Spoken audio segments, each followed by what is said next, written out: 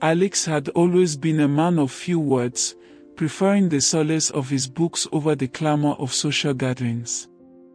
It was in the quiet corners of libraries and the soft glow of lamplight that he felt most at home. His life was a symphony of solitude, punctuated only by the occasional laughter of friends and the rustle of pages turning. But everything changed the day he met Emma.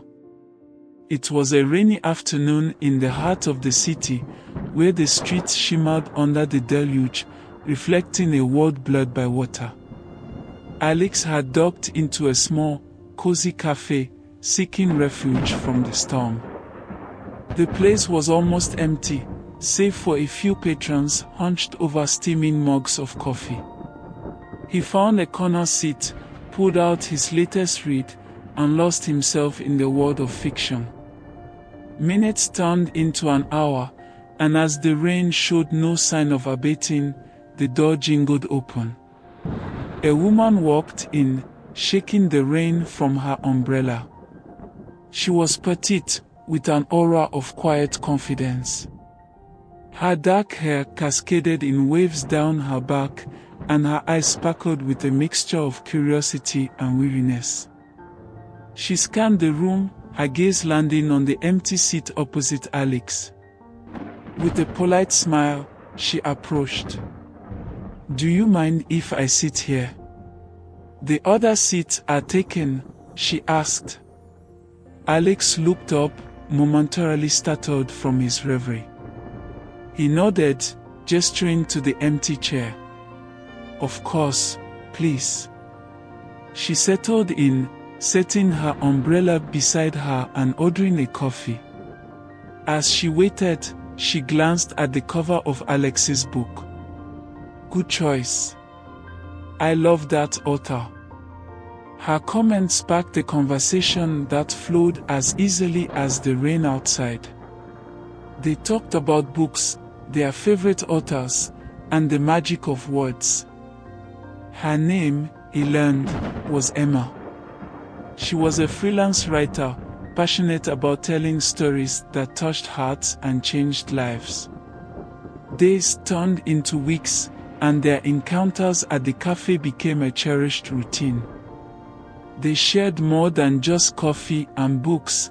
They shared dreams, fears, and the small, intimate details of their lives. Alex found himself drawn to Emma in ways he couldn't quite explain. Her laughter was a melody, her insights a revelation.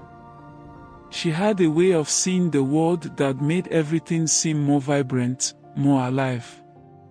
One evening, as the sun dipped below the horizon, painting the sky in hues of pink and gold, Emma invited Alex to take a walk by the river. They strolled along the water's edge, the gentle lapping of waves providing a soothing soundtrack to their conversation. Emma's demeanor was different that day, quieter, more reflective. "Alex," she began, her voice soft, "I want to tell you something. It's my life story, and it's not always a happy one. But I think it's important you know." Alex felt a pound of worry but nodded, his heart open and willing to listen. Emma took a deep breath, her eyes fixed on the horizon.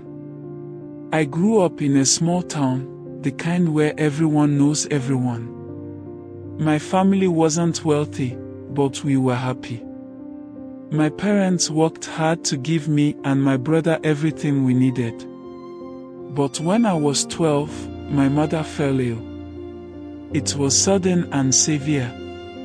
We couldn't afford the best medical care, and within a year, she was gone." Her voice trembled, and Alex reached out, gently squeezing her hand. She continued, her words painting a picture of a childhood marred by loss but also marked by resilience. "After my mother passed away, my father struggled to keep us afloat. He took on multiple jobs, working late into the night. My brother and I did what we could to help, but it was never enough.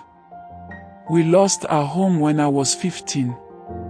We moved into a small, rundown apartment. Those years were hard.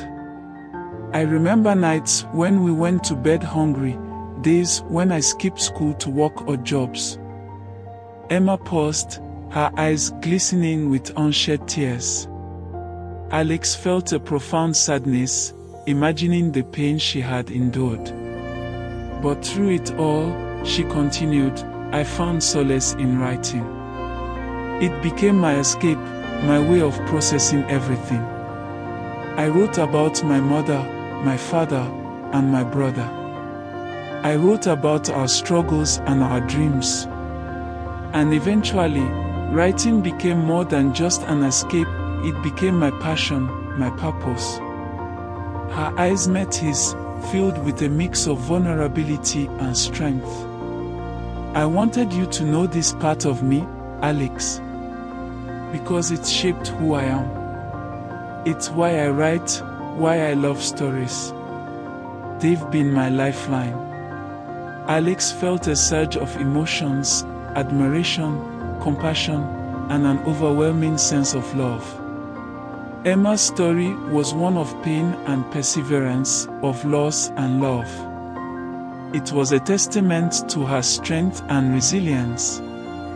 He took a deep breath, his voice steady.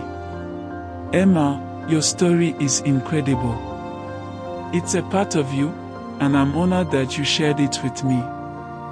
You've been through so much, and yet, here you are, strong, kind, and full of life. I admire you more than words can say.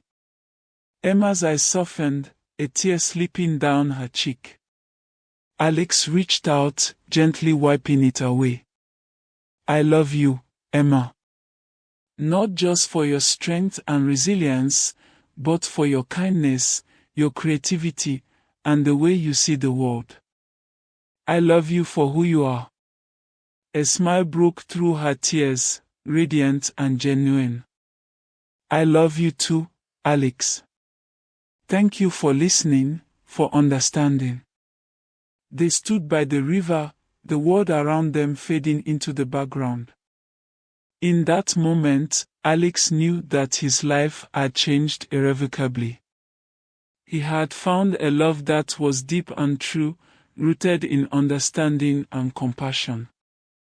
And as they walked back hand in hand, he felt a profound sense of gratitude for the rainy day that had brought them together, for the stories that had intertwined their lives, and for the love that had blossomed from the depth of shared experiences.